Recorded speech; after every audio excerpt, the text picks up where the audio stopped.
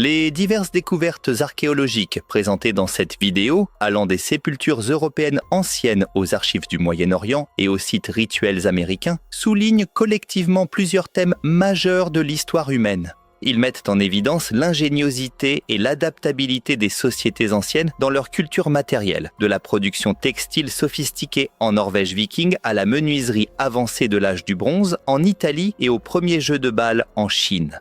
Ces découvertes révèlent systématiquement des structures sociales complexes, souvent marquées par des hiérarchies claires et un statut d'élite, comme en témoignent les objets funéraires somptueux et les constructions monumentales nécessitant un travail coordonné.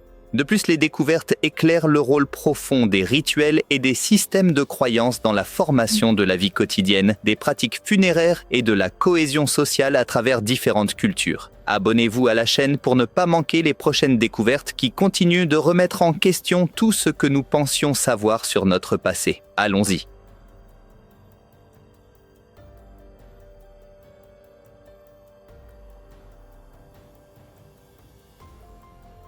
La tombe de la femme de Hestnes, des textiles uniques et des biens funéraires en Norvège. La découverte d'objets vikings en Norvège est courante pour les archéologues, mais certaines découvertes sont plus spéciales que d'autres. En 2020, des fouilles à Hestnes dans le sud du comté de Trøndelag en Norvège ont révélé la tombe d'une femme datant d'environ 850 à 950 de notre ère au milieu de l'âge viking. Cette tombe à chambre, une forme d'enterrement inhabituelle en Norvège centrale mais plus courante à Birka en Suède et dans les anciennes régions danoises, contenait des textiles vikings exceptionnellement bien conservés, y compris des tissus en laine et en lin et une broderie unique. L'archéologue Ruth Irene Øyen a souligné la rareté de trouver un vestige textile aussi intact et une broderie de cette période, comparable uniquement aux tombes opulentes comme Oseberg en Norvège et Mammengravene au Danemark.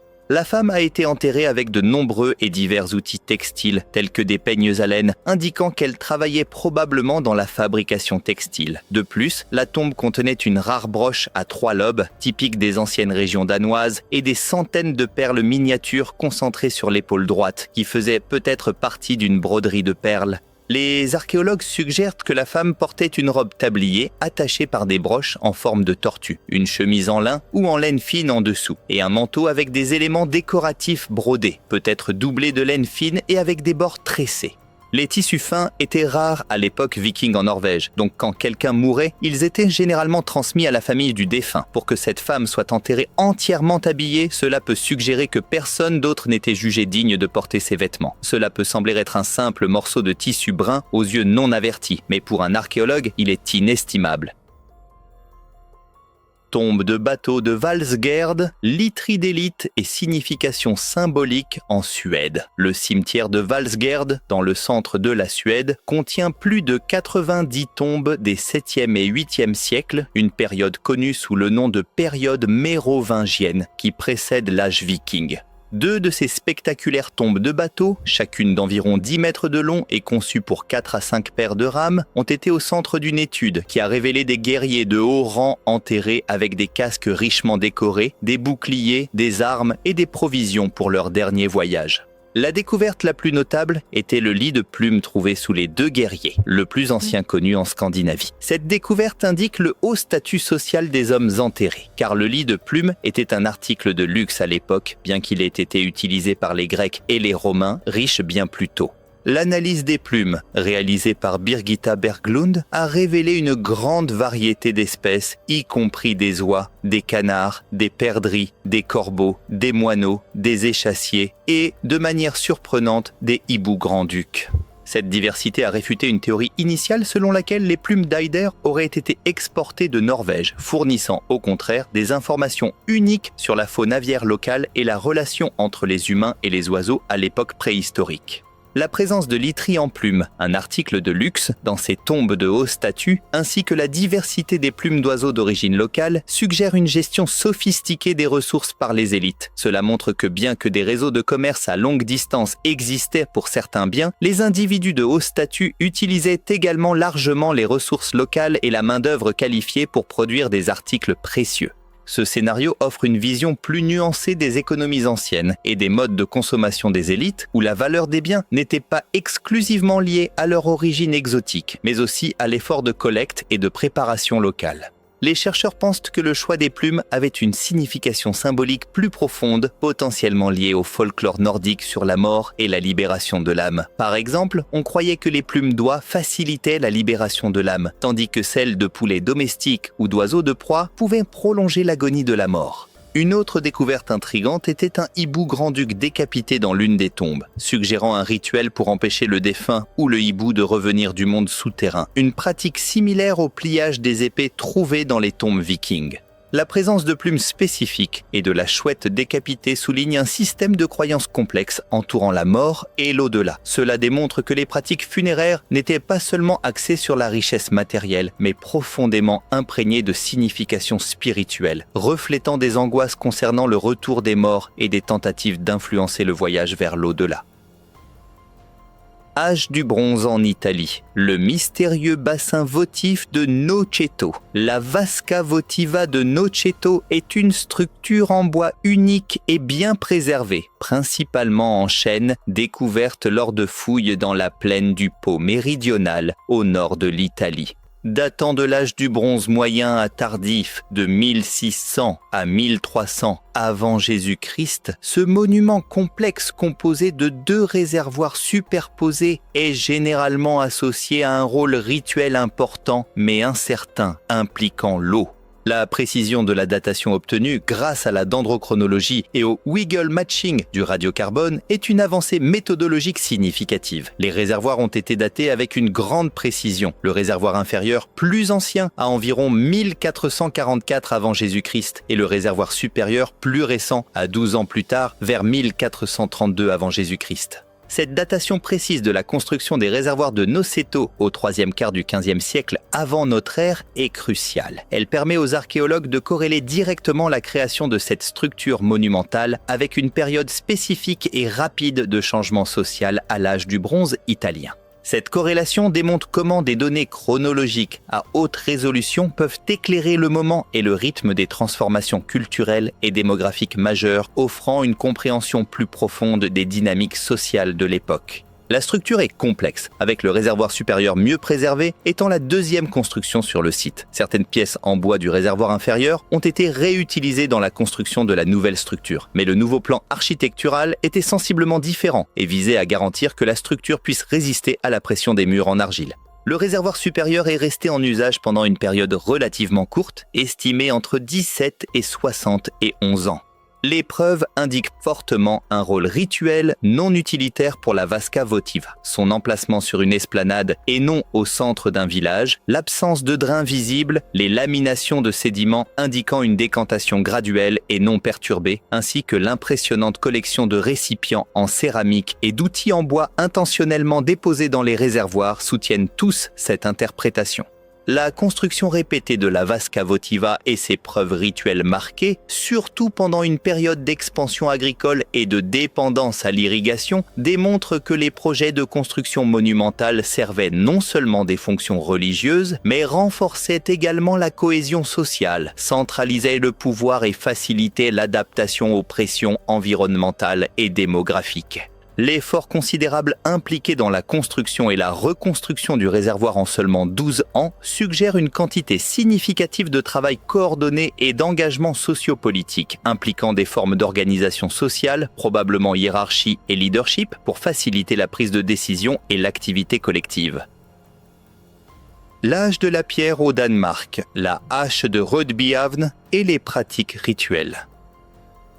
En 2019, une hache en silex d'environ 5500 ans, avec un manche en bois intact, a été découverte sur le site de construction du tunnel du Femernbelt-Link sur l'île danoise de Lolland. C'est une découverte rare, car seulement 8 autres haches complètes de l'âge de pierre, avec des manches en bois préservées, ont été trouvées au Danemark, toutes dans des tourbières. La préservation exceptionnelle du manche en bois de la hache de Rødbyhov, contrairement à la plupart des autres découvertes, résulte directement des conditions anaérobiques et gorgées d'eau spécifiques du site de dépôt, une ancienne lagune de fjord. Ce fait souligne le rôle crucial des facteurs environnementaux dans la détermination de ce qui survit dans le registre archéologique, influençant ainsi les types de questions que les archéologues peuvent poser et le niveau de détail de leurs réponses, notamment concernant les éléments organiques. La hache faisait partie d'une plus grande collection d'artefacts placés verticalement, y compris des chandeliers en bois, des pagaies, des arcs, des lances et des manches de hache, ainsi que des objets en céramique et des restes d'animaux, comme 60 mâchoires de différents animaux et 2 haches en bois de cerf avec des fragments de manches en bois. Le placement délibéré et vertical de ces objets précieux et l'absence de toute utilité pratique pour leur enfouissement dans des eaux peu profondes les identifient clairement comme des dépôts religieux ou des sacrifices rituels. La découverte de haches précieuses et d'autres outils en tant qu'offrandes rituelles coïncidant avec l'avènement de l'agriculture démontrent que les avancées technologiques étaient profondément intégrées aux structures sociales et pratiques religieuses en évolution dans les communautés de l'âge de pierre. Les haches étaient des outils cruciaux lors de l'introduction de l'agriculture, essentiels pour le défrichement. L'établissement de communautés agricoles sédentaires a conduit au développement de nouvelles hiérarchies sociales et de rituels religieux. Les zones humides locales étant constante pour les pratiques cultuelles. Cela suggère que les outils de production indispensables à la survie et à la transformation sociale sont devenus centraux dans la vie symbolique et sacrée de ces communautés, reflétant leur profonde dépendance et vénération pour les ressources qu'ils géraient. La route en bois de Jarosław, un aperçu du commerce au XVIIIe siècle. En février 2021, des archéologues à Jarosław, dans le sud-est de la Pologne, ont découvert un tronçon de 30 mètres d'une route en bois bien préservée, datant de la fin du XVIIe ou du début du XVIIIe siècle, lors de travaux d'égout dans le centre historique de la ville. C'est l'une des plus longues routes en bois jamais trouvées en Pologne. La route mesurait 3 mètres de large, suggérant un trafic à sens unique, et était construite avec des poutres montées sur des traverses en bois, probablement en chêne robuste. Bien que Jarosław ait été un centre commercial important et ait accueilli certaines des plus grandes foires d'Europe, la route ne montre aucune trace de sabots ou d'ornières, ce qui indique sa durabilité. Elle a été utilisée activement pendant environ 100 ans, avant d'être recouverte par des routes pavées. La découverte de cette route en bois durable et bien construite à Jarosław, un important centre commercial, illustre la sophistication de l'ingénierie médiévale et l'importance d'une infrastructure robuste pour faciliter les vastes réseaux commerciaux à travers l'Europe. Cette construction reflète un investissement significatif dans le soutien des réseaux économiques, soulignant le travail organisé et la planification stratégique impliquée dans le soutien du commerce régional et international. Cette route en bois faisait partie d'un itinéraire de 400 km reliant Bielsko-Biała à Lviv dans l'actuelle Ukraine, cette section étant la seule partie non pavée. Certaines sections de la route ont été transférées au musée de Jarosław pour conservation et études, et les artefacts trouvés lors de l'excavation, tels que des pièces de monnaie, du cuir de chaussure et des clous, seront exposés au musée. La portion restante de la route sera exposée in situ dans les mois à venir. Cimetière de Weklicz, bijoux gothiques et techniques de production. Un cimetière gothique vieux de 2000 ans a été découvert dans le parc paysager de WDA en Pologne, révélant 50 tombes anciennes datant du IVe siècle de notre ère. Les objets funéraires de haut statut comprenaient des colliers en argent, des fibules, un collier de perles en argent et des bijoux à motifs de serpent, ainsi qu'une urne bien conservée. La qualité des bijoux rivalise avec les pièces de l'Empire romain, soulignant les compétences impressionnantes des Goths en orfèvrerie et en argenture. Par ailleurs, des recherches sur des ornements en verre au plomb provenant d'un fort à Roslav et d'un cimetière à Sipniwo ont confirmé la production de masses de bijoux en verre au plomb dans la Pologne médiévale à partir de matières premières locales. Cependant, aucun atelier de production de verre à partir de matières premières n'a été trouvé sur ces sites, ce qui suggère que les artisans utilisèrent des produits semi-finis importés tels que des baguettes de verre. Les preuves de la production de masses de bijoux en verre au plomb à partir de matières premières locales, ainsi que l'importation probable de produits semi-finis, révèlent un système complexe de spécialisation artisanale et de réseaux commerciaux dans la Pologne médiévale. Cela illustre comment les ressources locales étaient intégrées dans des chaînes d'approvisionnement européennes plus larges pour les produits de luxe, démontrant l'interconnexion des économies médiévales. Bien que les bijoux soient souvent associés à la féminité, la découverte de bagues plus grandes, spécifiquement en jaune et noir, qui n'étaient probablement pas conçues pour les femmes, et de perles dans des tombes masculines, suggère une compréhension plus complexe des rôles de genre dans la société médiévale. Cela remet en question les hypothèses traditionnelles et anachroniques sur les rôles de genre et l'utilisation des ornements dans les sociétés médiévales. La présence de ces découvertes souligne la nécessité pour les archéologues d'être prudents lorsqu'ils imposent des interprétations modernes ou anachroniques du genre sur les artefacts anciens et de considérer plutôt l'ensemble des pratiques sociales et des significations symboliques dans leurs contextes historiques spécifiques. Suisse préhistorique, culture du pavot à opium à Zurich. Sur le site où se trouve actuellement le garage souterrain de l'Opéra de Zurich en Suisse, les plus anciennes preuves de la culture délibérée de pavots à opium par les humains ont été découvertes, datées d'environ 5500 avant Jésus-Christ. Cette découverte, basée sur une nouvelle analyse de graines archéologiques, renforce l'hypothèse selon laquelle les agriculteurs préhistoriques des Alpes ont contribué à la domestication de cette plante. Auparavant, on pensait que le pavot à opium avait été domestiqué dans la région occidentale de la Méditerranée, où pousse encore son ancêtre sauvage. Cependant, de nouvelles recherches suggèrent que les agriculteurs alpins ont commencé la culture à grande échelle et l'utilisation du pavot à opium vers 5500 avant Jésus-Christ, jouant un rôle dans sa domestication. Une nouvelle méthodologie d'analyse développée par l'archéologue Anagizis a permis de classer les graines archéologiques comme domestiquées ou sauvages en mesurant le nombre de cellules, la taille et la forme des graines avec une fiabilité de 87%. L'application de cette méthodologie aux graines du site de l'Opéra de Zurich a révélé un mélange de graines sauvages et domestiquées, suggérant que les agriculteurs ont peut-être intentionnellement mélangé les variantes ou que la pression sélective de la culture a conduit à l'évolution du pavot à opium vers la variante domestiquée. Bien que le pavot à opium soit maintenant principalement connu comme source d'opium et d'opiacés, ces graines étaient également précieuses pour l'alimentation, comme la bouillie et l'huile de cuisson, ainsi que pour des fins médicinales. La présence de pavot à opium à Zurich n'implique pas nécessairement une consommation de stupéfiants, mais plutôt son utilisation comme aliment ou médicament. Cette découverte démontre la sophistication des pratiques agricoles préhistoriques en Europe et la relation complexe entre les humains et les plantes qu'ils cultivaient, contribuant à la compréhension de la domestication des cultures en dehors des régions traditionnellement acceptées.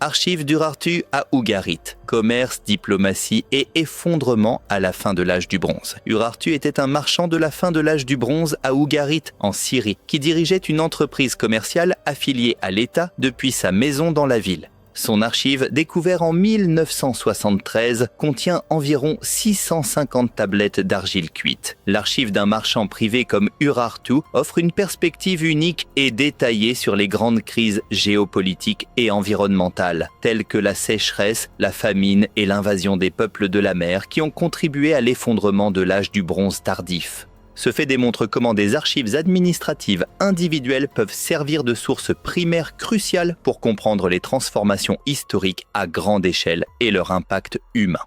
Les tablettes comprennent des lettres commerciales, par exemple des exportations et importations de lingots de cuivre et de bois de Chypre et d'Égypte, des lettres diplomatiques à destination et en provenance des rois d'Égypte, de Syrie, des Hittites et de Beyrouth, des textes littéraires, des passages de l'épopée de Gilgamesh et des tablettes pédagogiques, suggérant que la maison d'Urartu a pu fonctionner comme une école de scribes.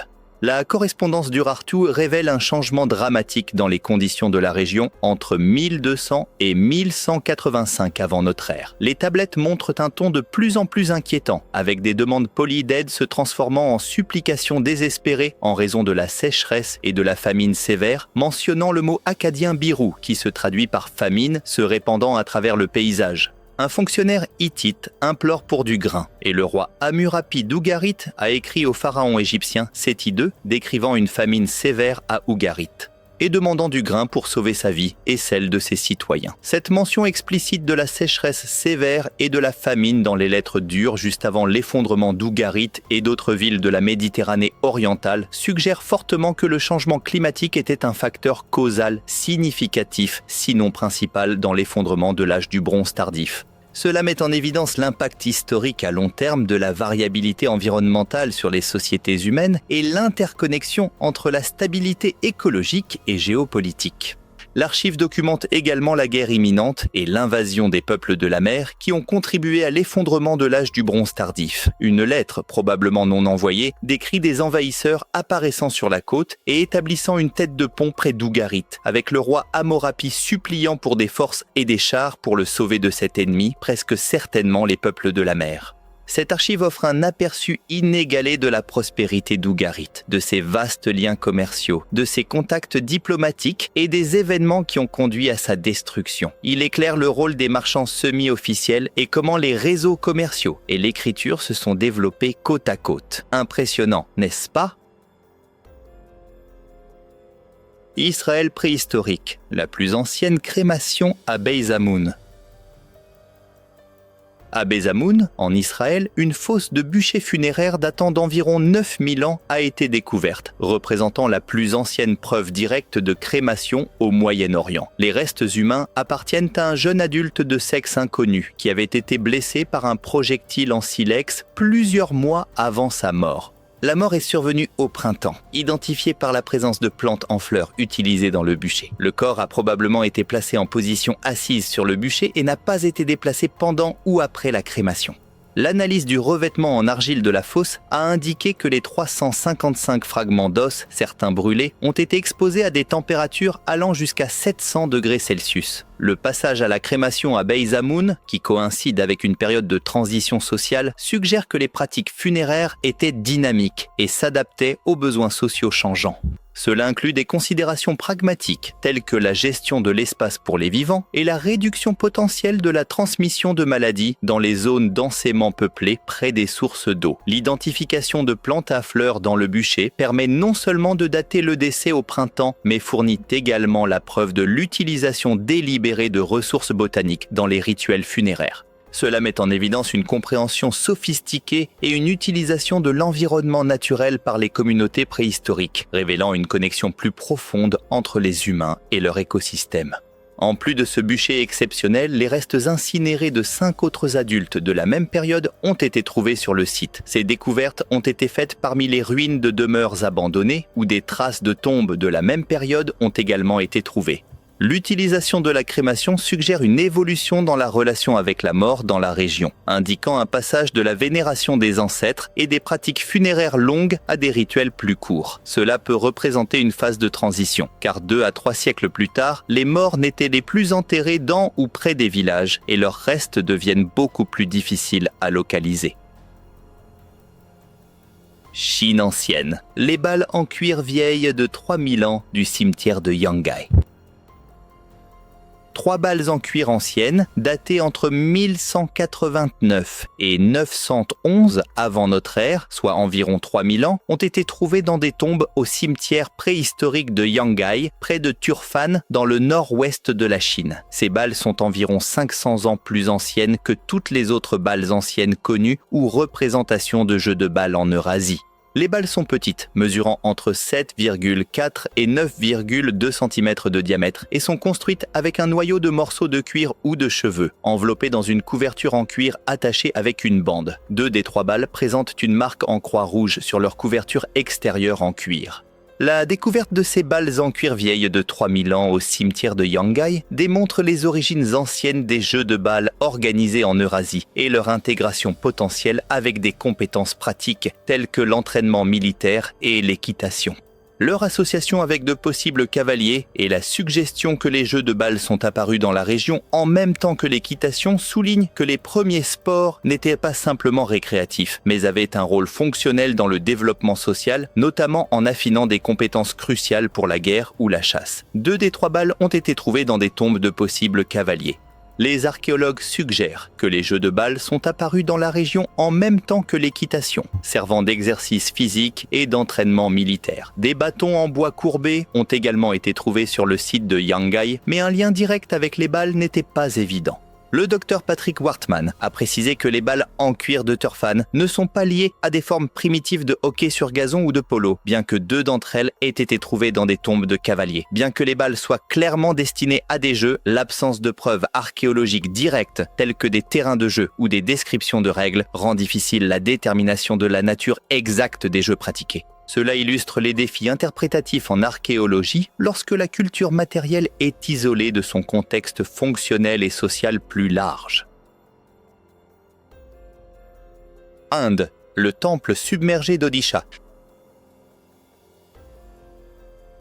En juin 2020, des archéologues de l'Indian National Trust for Art and Cultural Heritage ont annoncé la réapparition d'un temple submergé dans la région d'Odisha en Inde. Le temple, dédié à Lord Gopinath, un avatar de Vishnu, date des 15e au 16e siècles. Au cours du 19e siècle, la rivière Mahanadi a changé de cours, entraînant la submersion complète du temple et d'un village voisin en raison de la montée des eaux. Beaucoup des divinités et statues du temple ont été retirées et réinstallées dans le temple Gopinath Dev du village de Padmavati pour des raisons de sécurité. Intache mène un projet de recherche pour documenter les sites et monuments patrimoniaux le long de toute la longueur de la rivière Mahanadi, depuis sa source jusqu'à la mer, couvrant une distance de presque 1700 km. Ce projet a déjà découvert jusqu'à 65 temples anciens submergés dans la rivière Mahanadi. Après plusieurs tentatives des membres du projet pour localiser le temple d'Odisha, l'INTAC a été alerté par des rapports indiquant que le temple était visible pour la première fois en 11 ans. Anil Kumar Deor, chef de l'INTAC, a suggéré que la structure pourrait être restaurée et prévoit de s'adresser à l'Archaeological Survey of India pour prendre des mesures en vue du déplacement du temple. La réapparition de ce temple souligne l'impact significatif des changements environnementaux, tels que les modifications des cours des rivières, sur la préservation et la redécouverte des structures architecturales historiques. Cela démontre la résilience de l'architecture ancienne et l'importance des efforts de documentation et de conservation pour protéger le patrimoine culturel submergé. Offrande sous-marine des Incas, rituel dans le lac Titicaca. En 2020, des archéologues ont décrit la première offrande sous-marine intacte faite par le peuple Inca, déposée dans le lac Titicaca dans les Andes il y a environ 500 ans. La découverte d'une offrande Inca intacte dans le lac Titicaca souligne le rôle essentiel de l'archéologie sous-marine dans la découverte de sites rituels et de pratiques auparavant inaccessibles. Cela élargit la compréhension de la manière dont les cultures anciennes percevaient et utilisaient les plans d'eau naturels comme des espaces sacrés profonds, révélant des dimensions cachées de leur géographie spirituelle. L'offrande était une boîte rectangulaire en pierre d'andésite mesurant 0,4 par 0,3 mètres, bien scellée mais non étanche, avec des perforations pour des cordes qui étaient probablement utilisées pour la descendre dans l'eau, une pratique décrite dans les archives espagnoles. À l'intérieur, il contenait un petit bracelet en or enroulé, une version miniature de la chipana portée par les nobles incas, et une figurine en coquillage sculptée pour ressembler à un lama ou un alpaga. Cette combinaison de figures miniatures et de feuilles d'or se retrouve dans d'autres sites rituels incas, symbolisant la gratitude pour la prospérité. Des archives espagnoles des XVIe et XVIIe siècles décrivent des rituels incas dans lesquels le sang d'enfants et d'animaux était placé dans des boîtes en pierre et descendu depuis des radeaux dans le lac à l'aide de cordes, suggérant que la boîte de Titicaca pouvait contenir du sang humain. Le contenu de la boîte en pierre, la figure en coquillage doré et la méthode de dépôt, les cordes, corroborent les récits espagnols du XVIe siècle sur les offrandes sous-marines incas. Cela démontre comment les découvertes archéologiques peuvent valider les textes historiques et surtout ajouter des couches de détails et de contexte matériel que les documents écrits seuls ne peuvent fournir, permettant une interprétation plus holistique des rituels passés, y compris des aspects potentiellement plus sombres tels que les sacrifices humains.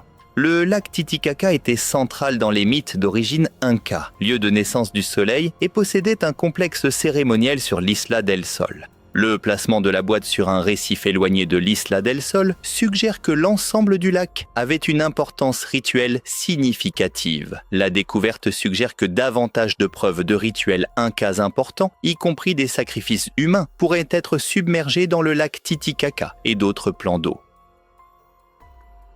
Abonnez-vous maintenant et activez la cloche pour ne rien manquer. Des découvertes fascinantes vous attendent dans chaque vidéo. Merci pour votre soutien et à bientôt.